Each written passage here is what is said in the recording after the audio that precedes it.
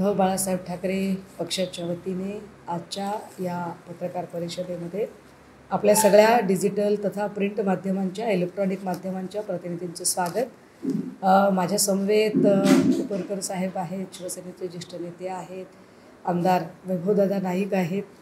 कोकणात पत्रकार परिषद होते आणि प्रचाराच्या अगदी शेवटच्या टप्प्यामध्ये प्रचार उत्तरार्धाकडे आलेला आहे।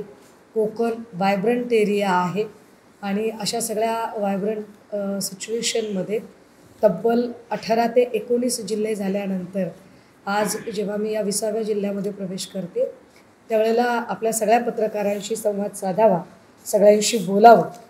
आमचे कणकवली विधानसभा मतदारसंघाचे महाविकास आघाडीचे अधिकृत उमेदवार श्री संदेशजी पारकर आणि कुडाळ मालवण विधानसभेचे उमेदवार श्री वैभवदादा नाईक या दोघांच्यासाठीच्या आज प्रचारसभा होत आहेत।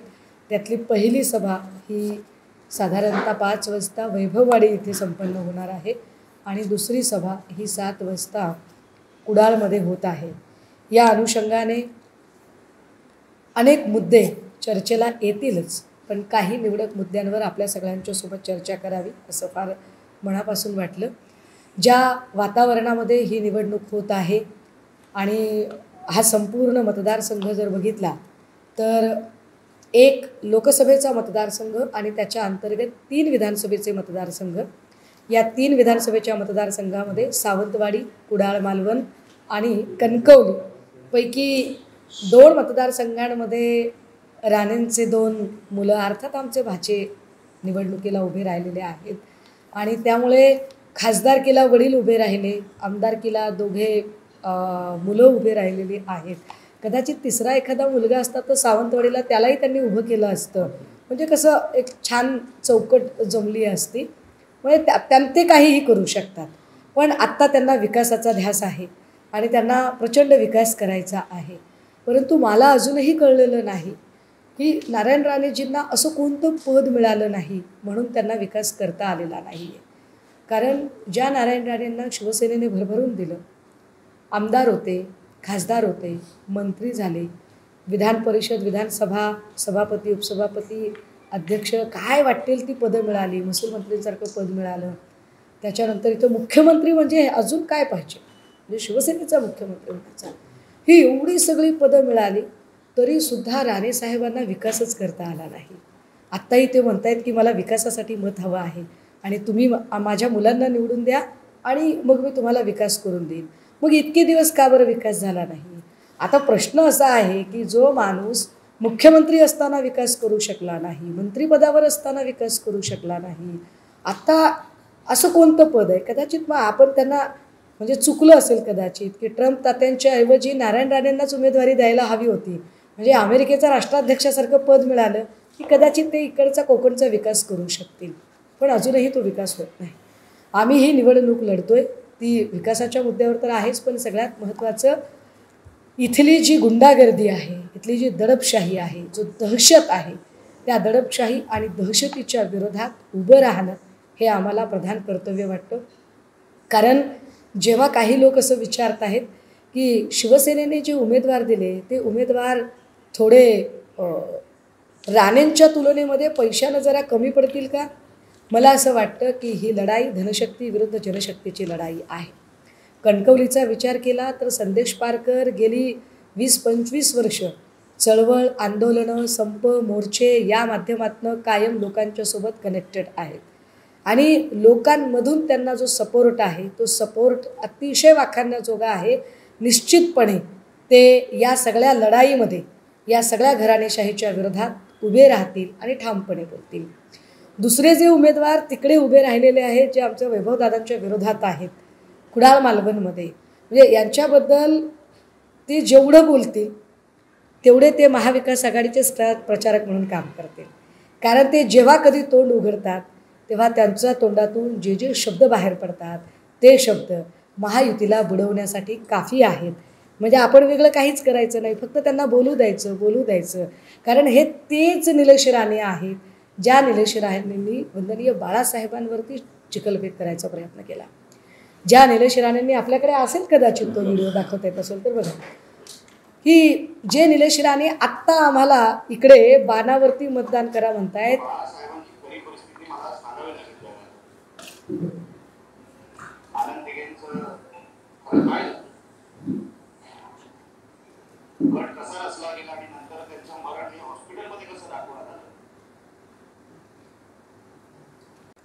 ज्या एकनाथ शिंदेंनी धर्मवीर 2, 1, 3, 4, 5 पैसे चिकार आहेत ना, खोक्यांनी पैसे आहेत, ज्या एकनाथ शिंदेंनी एवढे सगळे चित्रपट बनवले, माझी विनंती असेल एकनाथ शिंदेंना, त्यांनी आता धर्मवीर 3 काढावा आणि धर्मवीर 3 काढून त्याच्यामध्ये निलेश राणेंची ही सगळी मुक्ताफळं एकदा दाखवावी. ज्या वंदनीय बाळासाहेबांचा फोटो लावून स्वतःचं मार्केटिंग करून घ्यायचा प्रयत्न एकनाथ शिंदे करतात, त्या एकनाथ शिंदेंना निलेश राणेंची ही भाषा मान्य आहे का? जे निलेश राणे वंदनीय बाळासाहेबांवर अक्षरशः खुनाचे आरोप करत आहेत, त्यांना खुनी मारेकरी ठरवण्याचा प्रयत्न करत आहेत, ते निलेश राणे एकनाथ शिंदेंना मान्य आहेत का? हे एकनाथ शिंदेंनी स्पष्टपणे सांगितलं पाहिजे.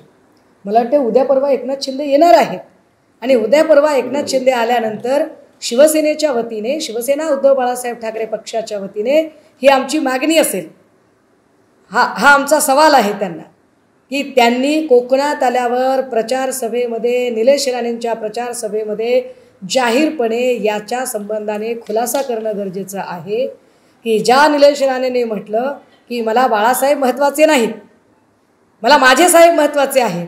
बाळासाहेबांनी सोनू निगमला मारण्याचा प्रयत्न केला, बाळासाहेबांनी आनंद दिघेला मारण्याचा प्रयत्न केला, बाळासाहेबांनी 2 शिवसैनिकांना मारायची सुपारी दिली.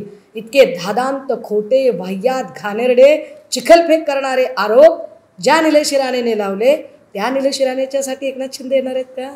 बरं, एकनाथ शिंदे मत कशावर मागणार? बाणावर. 2014-15ला ज्याच्या संबंधाने बोलताना नारायण राणेंनीच म्हटलं की मी औषधाला सुद्धा तो बाण ठेवणार नाही.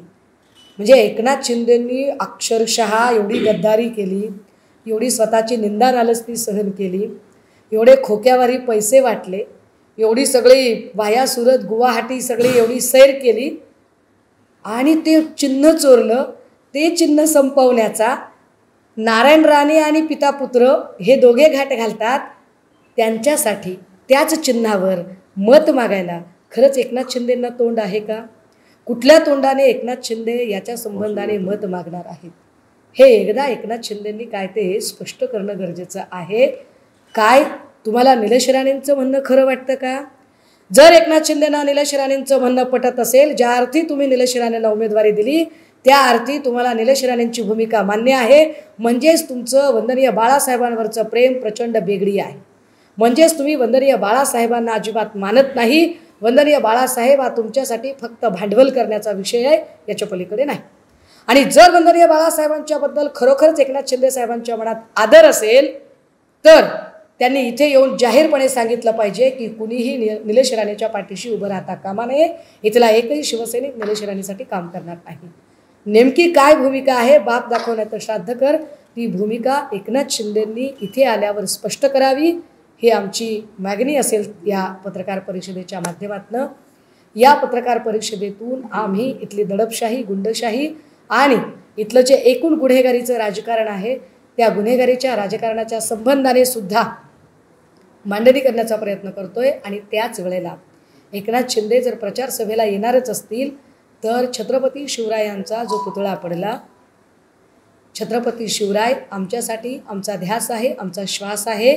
आमच्या धमन्यांमधून वाहणाऱ्या रक्ताचा प्रत्येक थेंब, त्यातला ऊर्जेचा स्रोत म्हणजे छत्रपती शिवराय आहे. आमच्या आराध्याचा अशा पद्धतीने अवमान होतो त्यावेळेला तिथे आमचे निष्ठावंत शिलेदार वैभव नाईकजी जातात, एक आंदोलन उभे करतात आणि त्यावेळेला जी अत्यंत गुंडागर्दीची भाषा करणारे निलेश राणे, नितीन राणे किंवा त्यांचे वडील नारायण राणे, सगळे म्हणजे सगळे लघु सूक्ष्म मध्य सगळे एकाच सारखे आहेत. हे ह्या सगळ्यांचं नेमकं धोरण काय होतं ते धोरण त्यांनी सांगितलं पाहिजे. काय नारायण राणेंची जी कामाची पद्धत आहे ती एकनाथ शिंदेला मान्य आहे का?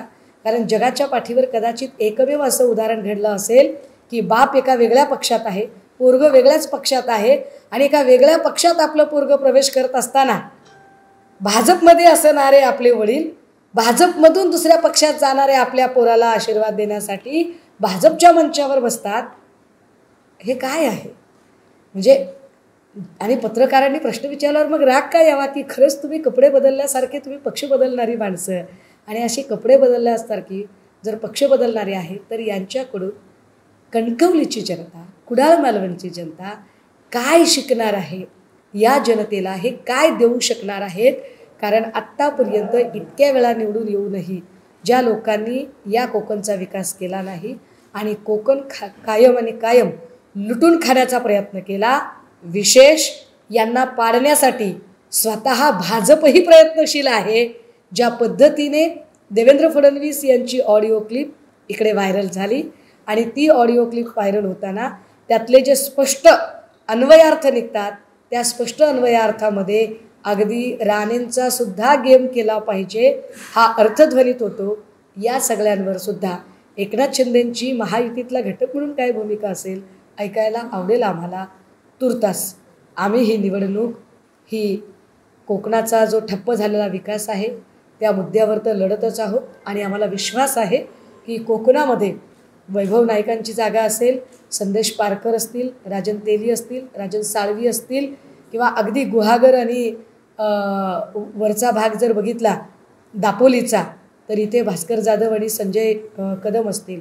या सगळ्याच्या सगळ्या जागा कोकण एक हाती निवडून आणेल हा आम्हाला विश्वास आहे.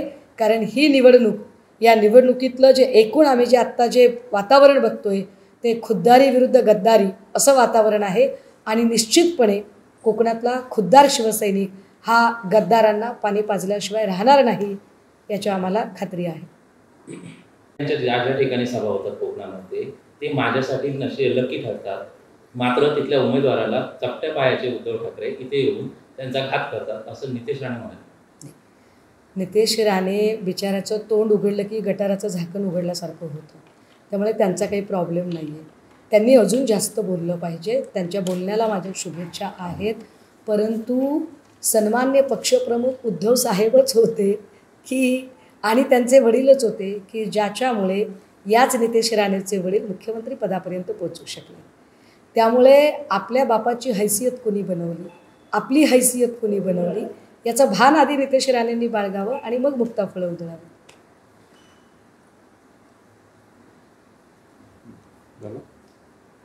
पदाधिकाऱ्यांमध्ये माझी विनंती आहे, आपल्या काही मतभेद असतील तर आपण कुणाला बोलायचं असेल तर बोलू, मात्र एकत्र येऊन अब्दुल सत्तारांना सिल्लोड येथील कलंक मिटवायचा आहे असं उद्धव ठाकरे म्हणाले. मला पूर्ण कळलंच नाही. उद्धव ठाकरे असं म्हणले भाजपच्या पदाधिकाऱ्यांना माझी विनंती आहे, आपल्यात काही मतभेद असतील तर आपण बाजूला ठेवून बसू, एकत्र बसू असं म्हणतायत ते. आणि मात्र एकत्र सिल्लोड नाही, पण याच्यात एक लक्षात घ्या, याचा अर्थ आम्ही भाजपसोबत जाणार आहोत कृपया असा काढू नका. कारण तुम्हाला मधली ओळ तीच कदाचित शोधायची असेल, पण अशी मधली ओळ शोधू नका. कारण मी आपल्याला आवर्जून सांगितलं पाहिजे की भाजपामधले सुद्धा असे असंख्य लोक आहेत जे कमालीचे अस्वस्थ आहेत आणि ज्यांना सातत्याने असं वाटतंय की देवेंद्र फडणवीसांनी त्यांच्या एका मुख्यमंत्री पदाच्या महत्त्वाकांक्षेपायी अख्ख्या भाजपच्या लोकांचं नुकसान केलेलं आहे. कारण पहिली त्यांच्या सत्तेतली त्यांच्या वाट्याची 10 ताटं जी वाढलेली होती पंक्तीला ती एकनाथ शिंदेंच्या लोकांना गेली. दुसऱ्यांदा 10 ताटं वाढली ती अजित पवारांच्या वाट्याला गेली होती. अगदी DPDC पर्यंतच्या सदस्यापर्यंत सगळ्यांवर अन्याय झाला होता. त्यामुळे ते सगळेच लोक अस्वस्थ आहेत. अब्दुल सत्तारसारख्या सातत्याने पक्ष बदलणाऱ्या माणसामुळे सिल्लोडमधल्या सगळ्याच पक्षाच्या लोकांना त्रास झालेला आहे. त्या ज्या सगळ्या पक्षांचे त्रस्त झालेले लोक आहेत त्यांनी एकवटावं एवढाच त्याचा अर्थ आहे. आपण पत्रकार परिषदेत आता निलेश राणेंची क्लिप दाखवली, त्या पद्धतीत आपला सभा ठरली ज्यावेळी कणकवली आणि कुडाळ मतदारसंघ, त्यामध्ये आपण देखील जे बाळासाहेबांवर वक्तव्य केलं त्याच्या क्लिप व्हायरल होत्या. वंदनीय बाळासाहेबांच्या संबंधाने मी कधीही कुठलाही शब्द बोललेली नाही. 25 वर्षापूर्वीची वादिवाद स्पर्धेतली एक क्लिप मोडून तोडून मॉर्फ करून जेव्हा तुम्ही दाखवता आणि माझ्या बोलण्यातला तो मुद्दा उत्सवी वातावरणामध्ये अपघातांचा विचार करता हे उत्सवी वातावरण नियंत्रणात आणावं की नाही आणावं या विषयावरच्या वादविवाद स्पर्धेतला मुद्दा 25 वर्षापूर्वीचा, ज्याच्यात माझा चेहरासुद्धा ओळखायला येत नाही, त्याचा संदर्भ आत्ता बादराईल जोडणे आणि त्याला हे करणे हे अजिबातच संयुक्तिक होत नाही. मी जी भूमिका आत्ता मांडते ती लोकशाहीची भूमिका मांडते.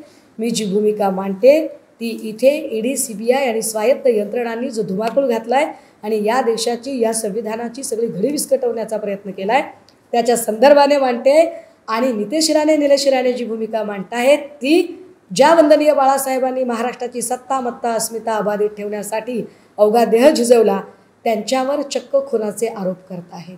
फार मोठा फरक आहे. त्यामुळे ही कुठेच लागू न होणारी ती तुलना आहे.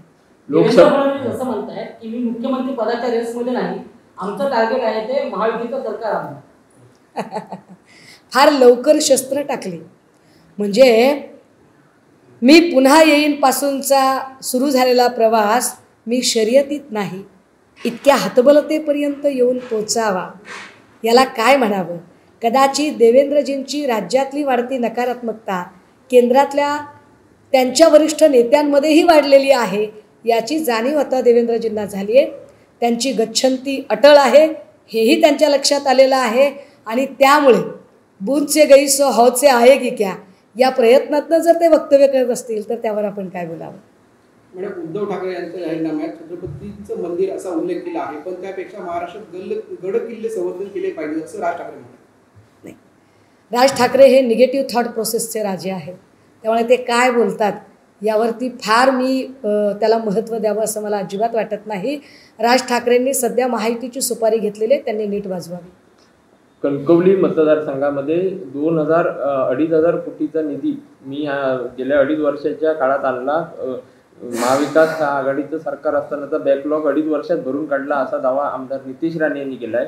लोकसभेच्या निवडणुकीमध्ये तुम्ही इथे कणकवलीत प्रचार सभा घेतली होती, मात्र तुमचे उमेदवार विनायक राऊत हे पराभूत झाले होते. मग आता पुन्हा तुमची सभा होते आहे. मागच्या सभेचं आणि या सभेच्या तुलनेत आमदार नितेश राणे यांच्या दाव्याबद्दल तुमचं मत काय? पहिली गोष्ट तर विनायक राऊत पराभूत होण्याची कारणं ही कुठलं तरी एक कारण नाही आहे, त्याची असंख्य कारणं आहेत. आणि ती असंख्य कारणं आम्ही पक्षांतर्गत नेत्यांनी त्याच्यावर चिंतन मंथन झालेलं आहे. त्यामुळे कुठेतरी नितेश राणेसारख्या माणसाने कावळा बसायला आणि फांदी मोडायला गाठ पडली अशा पद्धतीच्या विधानांचा आमच्यावर असर होत नाही, हा एक भाग आहे. दुसरा भाग असा की 2,500 कोटीचा निधी आम्ही आणला आणि आम्ही विकास केला असं जर म्हणायचं असेल तर नुसते आकडे नाचवू नका. 2,500 कोटींचं काम काय काय केलं ते तपशिलात सांगा. अगदी सहज उदाहरण सांगायचं झालं तर मगाशी मला भेटायला काही आंबेडकरी चळवळीचे लोक आले होते आणि ते लोक असं सांगत होते की बेंच घोटाळा इथे झाला, 200 रुपये साधारण किमतीची खुर्ची 4,200 रुपये किमतीला दाखवली गेली किंवा 1.5 लाख किमतीचा साधा सोलर हा 4.5 लाख रुपये किमतीचा दाखवला गेला. या सगळ्या घोटाळ्यांचं काय केलं ते आधी बोला. त्यामुळे नितेश राणेजी, तुम्ही डोळे झाकून जर दूध पित असाल आणि तुम्हाला कोणी बघत नसेल असं वाटत असेल तर भ्रमात आहात. उठा, जागे व्हा. मगाशी आपण भाजप राणेंचा गेम करतो ऑडिओ क्लिप अशा संदर्भात काही बोलला, नेमका काय विषय? नाही, भाजपला राणेंचा गेमच करायचा होता. बघा, भाजपला जर खरंच राणे कुटुंबाचं जर पुनर्वसन करायचं असतं ना तर त्यांनी निलेश राणेला जाऊच दिलं नसतं तिकडं. एकीकडे ते निलेश राणेला एकनाथ शिंदेंकडे पाठवतात आणि त्याच वेळेला शेजारच्या मतदारसंघात असणाऱ्या दीपक केसरकर पडले पाहिजेत या आशयाची ऑडिओ क्लिप देवेंद्रजींची पब्लिश होते, व्हायरल होते. ज्या अर्थी ते दीपक केसरकरांच्या मतदारसंघामध्ये या पद्धतीने बोलत आहेत की केसरकर पडले तर पडू द्या, तुम्हाला पाहिजे वाटतंय ना तुमचा माणूस मुख्यमंत्री झाला पाहिजे म्हणून, मग केसरकरांचं काय व्हायचं ते होऊ द्या. केसरकर कोणाचे? एकनाथ शिंदेंची. निलेश राणेसुद्धा एकनाथ शिंदेकडनं निवडणूक लढत आहेत. थोडक्यात काय, मुख्यमंत्रीपदाच्या अहममिकेमध्ये शिंदे फडणवीसांचे आणि फडणवीस शिंदेंचे एकमेकांचे गडी बाद करण्याची रस्सीखेच या दोघांनी लावलेली आहे. आणि मला खात्री आहे की या भागामध्ये नितेश राणे निलेश राणे यांचा खेळ खल्लास करण्यासाठी भाजपा खूप व्यवस्थितपणे ट्रॅप लावेल आणि ते उदय सामंतांना सुद्धा आवडेल हे मी फार जबाबदारीने सांगते. मॅडम, तुम्ही शिवसेना ठाकरे गटाच्या पक्षाच्या उपनेत्या गेले काही महिने विधानसभा निवडणूक जाहीर झाल्यापासून सिंधुदुर्गात प्रचार शिगेला पोचला आहे. राज्यातले शिवसेनेचे ठाकरे गटाचे नेते आहेत, मात्र एकूणच विनायक राऊत यांची या संपूर्ण दौऱ्यांमध्ये जिल्ह्यांमध्ये थोडीशी अलिप्तता दिसते आहे. ठाकरे गटांच्या कार्यकर्त्यांमध्ये त्याची कुजबूज आहे. तर नेमकी काय कारण असतील? नाही, मला नाही असं काही वाटत. काय आहे, विनायक राऊतांच्याकडची जी जबाबदारी आहे ना ती पक्ष सचिवाची आहे. सचिवाची कामे जी असतात, सभा लाईनअप करून देणे, सभा साहेबांचा प्रोग्राम ऐकून लाईनअप करणे, ती कामं ते करत आहेत तिथे. त्यामुळे पक्ष कार्यालयामध्ये एक माणूस लागतो कामाला, तिथे ते काम करत आहेत. याचा अर्थ कोकणामध्ये काय, आणि मला त्याहीपेक्षा महत्त्वाचं काय वाटतं माहिती आहे का, की विनायक राऊत साहेब जरी इथे नसले तरीसुद्धा इथे वैभव नाईक आहेत आणि वैभव नाईक कोकण फार चांगलं हँडल करू शकतात. वैभव नाईकांच्या सोबत ज्या पद्धतीने इथे राजन साळवींची किंवा संदेश पारकरजींची जी साथ आत्ता इथे वैभव नाईक यांना आहे, त्याच्यामध्ये कमतरता भासायचं काही कारणच नाही. हे तिन्ही आमचे उमेदवार जे आहेत ते इतके ताकदवर आहेत, लोकांशी कनेक्टेड आहेत, की ते निश्चितपणे या निवडणुकीमध्ये स्वयंभू अगदी निवडून येऊ शकतात. मेट्रो 3 लाईनवरील मेट्रो स्टेशनला आग लागली आहे. मेट्रो 3 वांद्रे स्थानकातील प्रवासी सेवा तात्पुरती बंद करण्यात आलेली आहे. आग लागण्याचे कारणच अस्पष्ट आहे. नेमकं काय सांगणार? नाही, खूप घाईघाईने उद्घाटन करण्याचा जो सोस आहे ना भाजपला, की श्रेयवादाचं राजकारण करायचं, निवडणुका एनकॅश करण्यासाठी घाईघाईने उद्घाटनं करायची. समृद्धी महामार्ग ही सदोष असताना अशाच पद्धतीने उद्घाटनं केली आणि त्याच्यावरच्या अपघातामध्ये शेकडो जीव गेले. तीच परिस्थिती सध्या या मेट्रोची आहे, की मेट्रोसुद्धा इतक्या घाईघाईने त्याचं उद्घाटन केलं की त्याच्या तपासण्या करणं, त्याच्या टेस्ट करणं, टेस्ट ड्राईव्ह घेणं, या सगळ्या गोष्टी राहून गेल्या. त्यामुळे आत्ता जे आगीची जी घटना घडते, एका अर्थाने श्रेयवादाच्या राजकारणात लोकांच्या जीवाशी खेळण्याचा प्रयत्न केला जातो.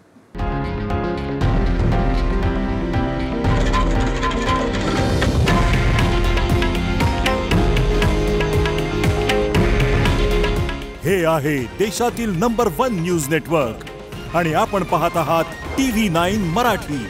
काळजी तुमची, हित महाराष्ट्राचं.